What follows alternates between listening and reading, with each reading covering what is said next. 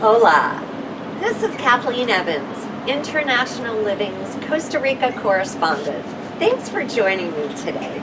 Today we're going to be talking about visas and the pathway to residency. So first of all, for most countries, when you enter Costa Rica, you will receive a 90-day tourist visa, which is stamped in your passport, so you don't need to apply for one in advance. Now, things you need to know about it, the passport needs to be in good condition.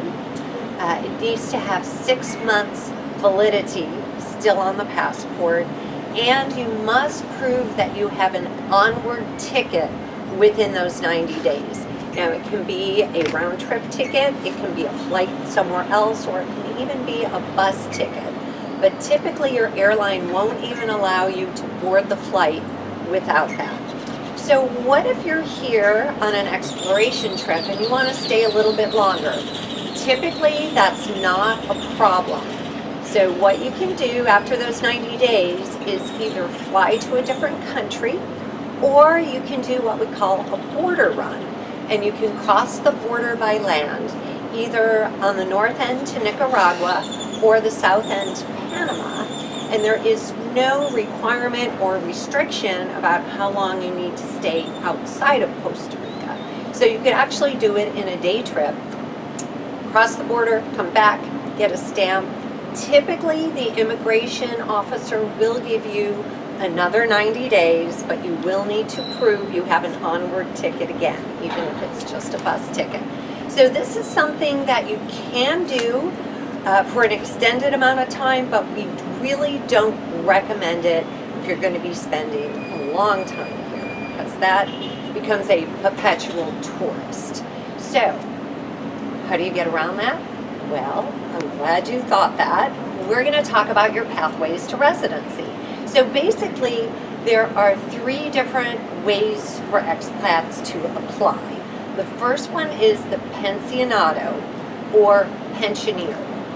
And all you need to do is prove that you have a pension for life of at least $1,000 a month.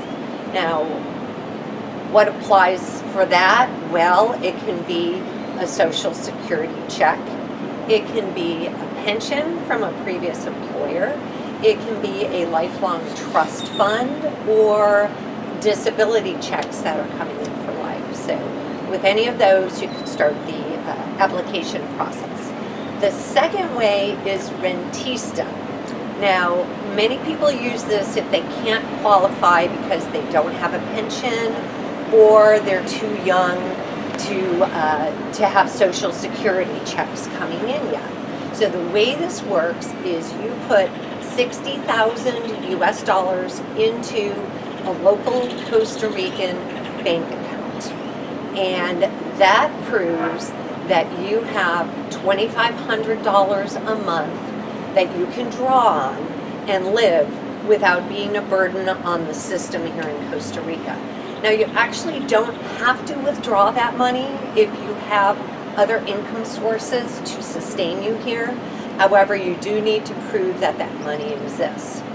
And that will take you through your first 2 years of temporary residency.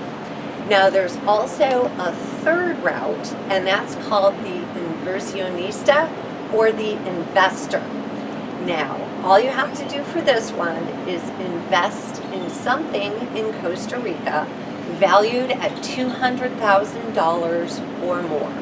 So it could be buying a business, it could be an investment property, or it can be your own personal home that you plan to live in. So with any of these, you can prove that you've purchased something here, and then you can apply for residency. Now, there are 2 other ways to do it. Most expats don't initially use that way, but you can marry a tico or a tica, a local Costa Rican, or you can even give birth to a baby on Costa Rican soil, and then you can kind of fast track that application to residency. So in all this process, I highly recommend that you hire a local Costa Rican attorney who specializes in residency. You can do it on your own, you're allowed to do it, But if you're not a fluent Spanish speaker and you find bureaucracy and a bit of red tape to be frustrating, hiring a Costa Rican attorney is worth its weight in gold. So you might ask, what documents will you need? Well, your attorney will give you a checklist of those things you need. If you're in your home country now and you plan to apply within the next 6 months, it's a great time to start gathering these documents. First, you'll need a birth certificate, and it's not an old one that you had on file. You have to get a new one from that state or province statistics department. If you're applying as a couple, you will also need your marriage license, okay? You'll also need your state or provincial local police report, and you'll need a national report as well, for example, from the FBI, which will be run through Interpol. You'll also need a certification letter if you are going the pension route or proof of your Social Security. Okay, now all of these documents, while you're at home, need to be apostilled. Now you may not be familiar with that term, but consider it like an international notary.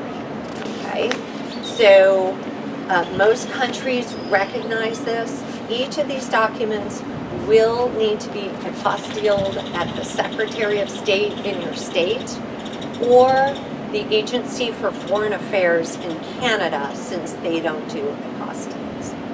Remember, these documents are only valid for 6 months, so you need to make sure once you've gathered them that you actually do the filing for the application.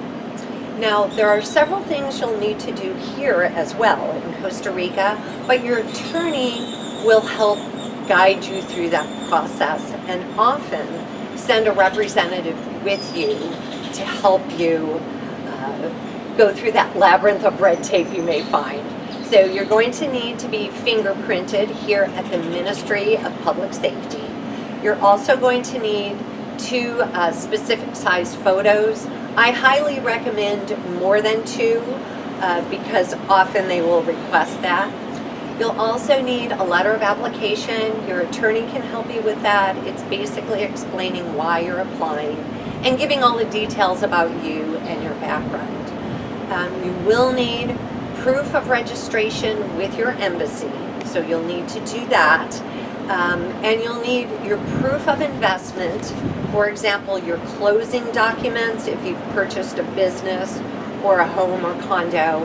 And then if you're going the rentista route, you'll need those bank documents to prove that you have put the $60,000 in a bank. Now, approval times, I've heard, can vary anywhere from 8 months to 2+ years, sometimes even longer. So it really depends on the length of time and how busy immigration is at that time. But if you've got a good attorney who knows what they're doing, they can help push this process through a lot quicker too. So this starts the process for a 2-year temporary residency. You will need to reapply after that, and then once you're into that 3rd year of temporary, you can apply for permanent residency. That process is a lot simpler and takes a lot less time because they already have your documents in the system. So these are the requirements as of right now. There are talks that the government is working to simplify the process and possibly make it much easier for expats to become residents here. We're looking at a post-COVID world and how we can make things simpler for expats to be part of our beautiful community here. So that kind of gives you an overview of visas and residency, and I'd like to thank you for spending this time with me. Also, please subscribe to our International Living channel here on YouTube. Like us and click on the bell for notifications. That way you won't miss any important information coming your way. Thank you so much, and Pura Vida.